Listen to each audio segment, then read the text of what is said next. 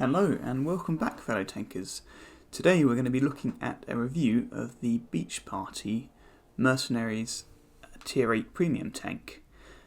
It's a medium tank, although for reasons that we'll discuss, it plays a bit more like a hybrid tank destroyer medium than a straight up assault tank that it claims it is.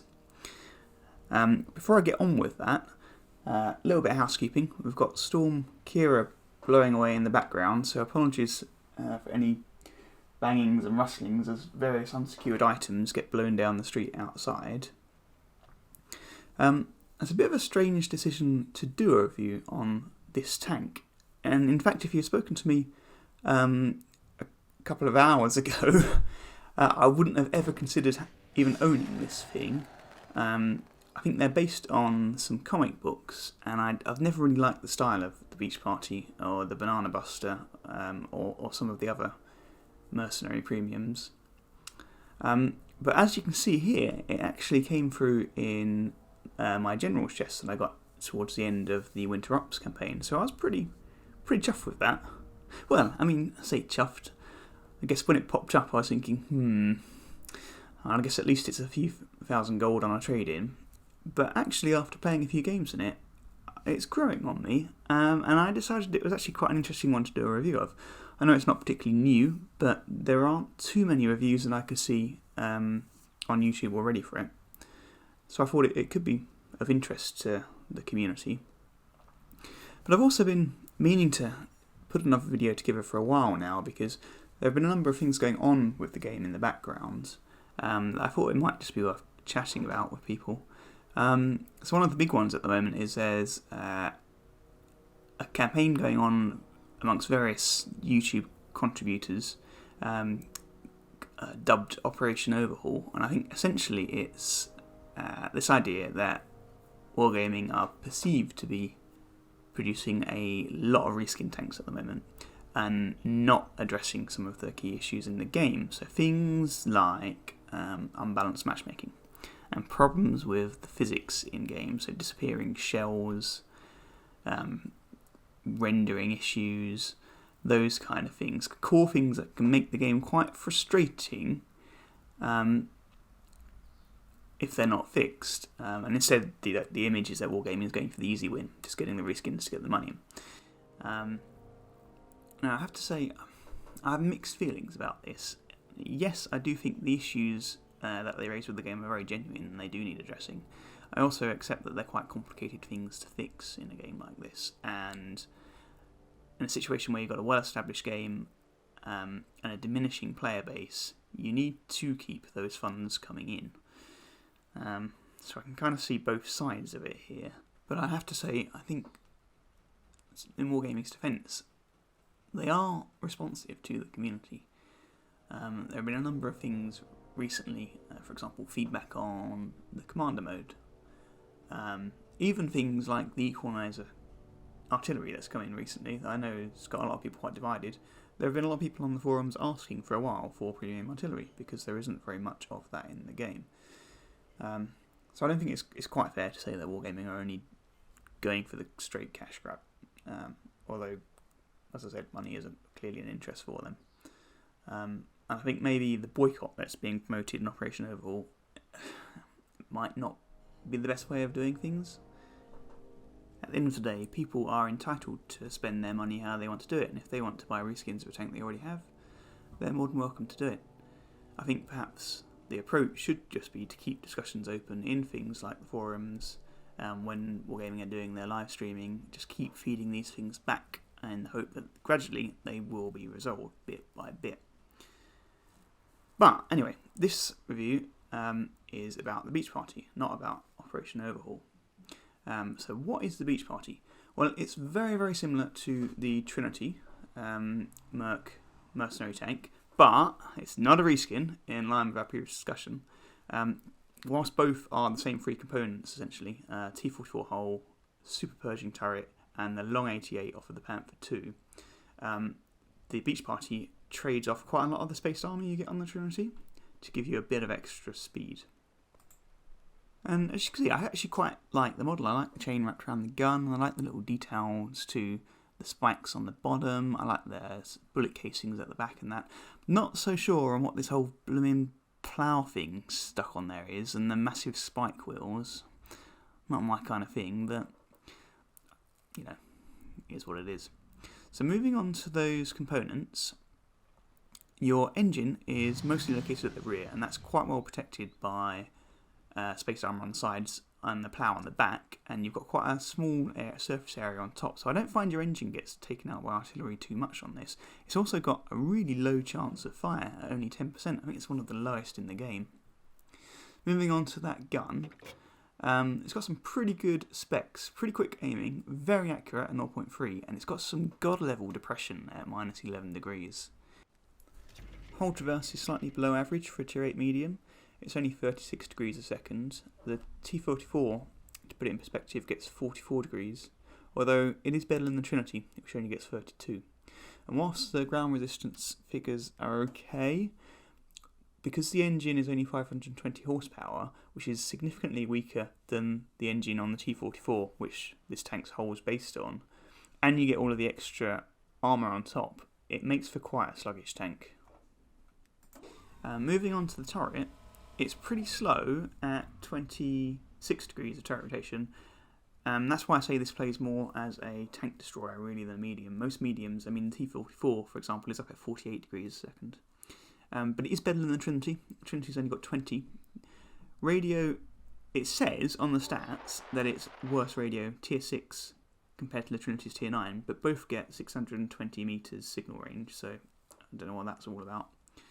In terms of the ammunition, it's buried quite nicely down in the centre there. It's quite well hidden by the space armour and with your turret on top of it, so you're not that likely to get ammo racked in this. And your 4 crew members, mostly located in the turret, which I find is a problem because this turret is quite weak compared to the T44. So I do tend to find you get crew members knocked out a lot. So in terms of that armour, you saw we've got a little bit of space stuff around the turret top. That can help with artillery. Top of the engine deck's pretty weak at 15, but it's hidden by the turret. That plough has some use, counting as 20 mils of space armour to add on to the back of your vehicle, which is quite nice. I've bounced a few off of that. And obviously you've got the 20 mils of side plates as well. 27 on top of the turret, so if it actually gets you there, you're screwed. Like I say, those little plates on the side though can deflect that a bit. 30 mils on the back, but your weird plough structure does protect you a bit from that. And then further plates, 40 mil on the side. The actual size of your tank are 75, so if you add that to the bits of composite armour on top, they are pretty thick, and they will bounce a lot. I've been saved from lights trying to YOLO me just by that quite a bit. Size of your turret 80, with a little bit of spaced armour. To be honest, I found that's where you get penned a lot in the size of the turret. The hull, whilst only 90, is very well angled, so you will bounce a lot on that. Although if somebody really knows what they want to do, they don't tend to have a lot of trouble going through the lower plate, I've found. The mantle looks pretty tough. It's 107 at the bottom, but you've got extra composite layers on top of that as well. So somebody has to be aiming quite tightly to get through that. So, end picture is you do have armour. It's enough to save you a surprising amount of times, but not enough for you to rely on it. In terms of crews, it comes with the Battalion 23 crew, and he has the Smooth Ride and Eagle Eye as standard, and I'm training 6 cents up on him now.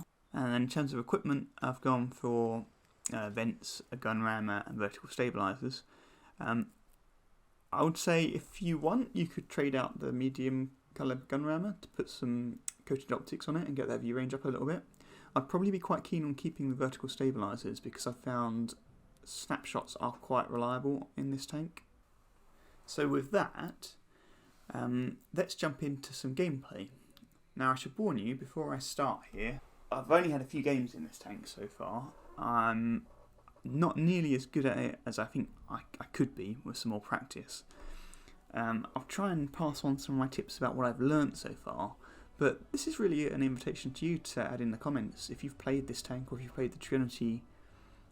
You know, what works for you? How do you make it get good results? How do you get some fun out of it? So we're on Dragon Ridge. It's a tier 8 game, so I'm top tier on it. I always find this map quite a hard one, to be honest. I tend to find a lot of people will go for the ridgeline up along about F8. There's a little sniping spot there, and they'll try and huddle around there and wait for the enemy to come either down the 6 line or down the 9 line, and they'll just sit there. So I like to try and go over to the 1 line if I can, because if you can get into a good position on the hill there, you can light up all of the enemy along the rest of the ridge, along the E line, and it can really help your team sometimes. And whilst I didn't have anybody directly supporting me, I could see that I had 2 coming along on the J line, and I thought, right, that's enough to give me some supporting fire. All I've got to do is stay out of sight and spot, really. And you can see it is really sluggish on hills with that weak engine and with the extra. Even though it's got less armour than Trinity, it's still quite a heavy little tank. So, I thought here would probably be a pretty good position. I didn't really want to go any further forward because I haven't got anybody to support me. And here at least I can pull back if I need to. So there we go. Snapshot connected, but he burnt his repair to get out of there. Now I've taken a hit from that Wraith.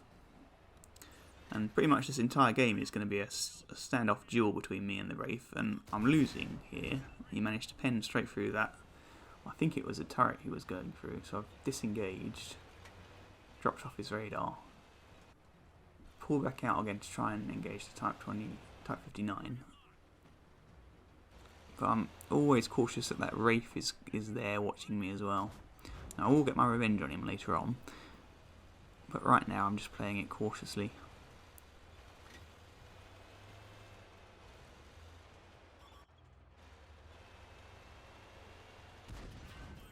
Oh, there we go with the auto shot again.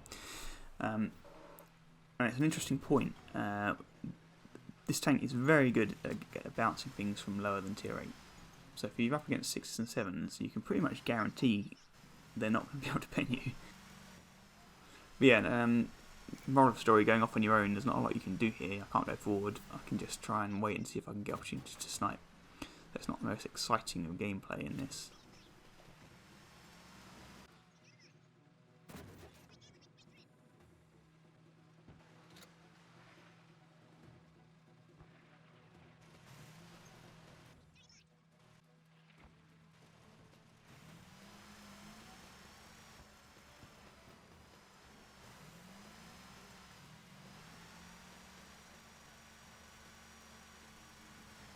That probably seems quite selfish here, but it's a case of there's not really anything I can do against 4 enemies to help him.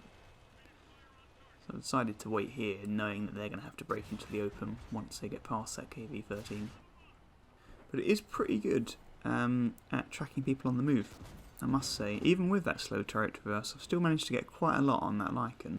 I was going to go for the Type 59, but I had a feeling that Wraith was going to try that. And there we go with the snapshot again. Much more luck than when I was aiming at him before.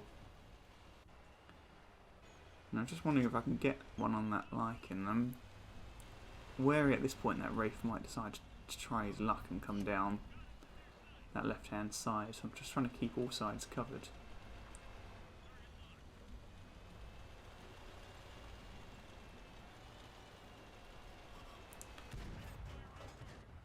Get one into the Type 59 there.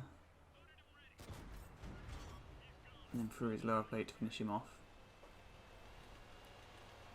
And I guess that's the key point with this gun.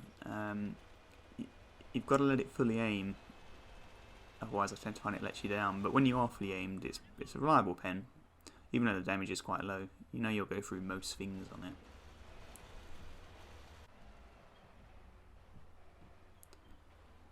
Now I was just trying to get the courage up to go and chase after him, wondering whether that was a wise idea, because we're on about equivalent health here, and he's probably got a bit higher DPM than me. So, and that's when the little German Panther prototype pops up. I guess he's going for the tank destroyers down there. I was hoping to track him, and it didn't quite work. And frustratingly, he's gone and got himself into cover here. I didn't really want to go out of cover to get him because I was wary of the Wraith being up there, so I thought, right, I'll just stay where I am and try and snipe away at him. He's not having a lot of luck penning me at the moment, which is unsurprising. He's a tier 6 tank. I managed to track him. He burns his repair kit to get out of there.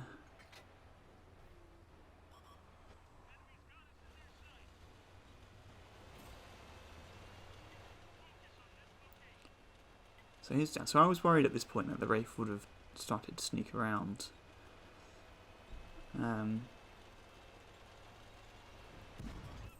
But he's still up there watching and waiting. I get another snapshot in, but I'm wary about going into a duel with him.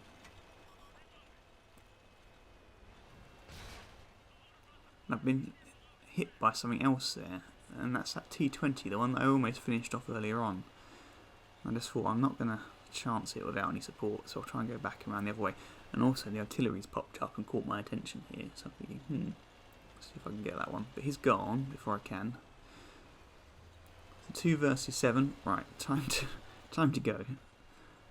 So I'm aiming for that T20. I know when I come up this hill line, I'm going to get a shot at him in a minute, so I'm aiming in advance.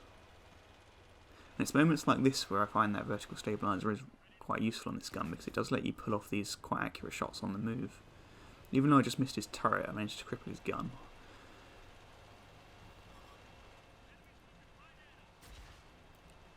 This is when that bloomin' Wraith and his super stealth manages to pen me again. I do manage to get one more on him. He only managed to track me, and then he's taken down before I can get him. So not the most exciting of games in the world. It only came out as a second class mastery. But as I said, I'm still kind of practicing, hoping to get better with it over time. And it does show, I guess, the importance of holding key choke points on the map, because if I hadn't been there and they could have come down that side and taken out the tank destroyer immediately behind me, that could have swung the battle and turned it into a loss. So sometimes it's about doing the boring things that you know need to be done because nobody else in your team is willing to do them. So in summary, would I recommend this tank? Yeah, I guess so. It's very well balanced. It's definitely more of a sniper. You don't really want to be front line in this at all. But you've got quite a lot of speed, so you can relocate when needed. If it comes up in one of the Mercenaries mega bundles at 75% off, then definitely worth adding to your collection if you don't have the Trinity already. So that's all from me today. As I say, really keen for comments on how you play this tank or the Trinity, which one of the two you think is best in the comments below. Also, what you're hoping for the anniversary week, what your thoughts are on Operation Overhaul, and generally if you have any more ideas or requests for reviews coming up. So I hope you all have a pleasant end of the weekend and a great week ahead of you, and I'll catch you later. Coffee Guy out.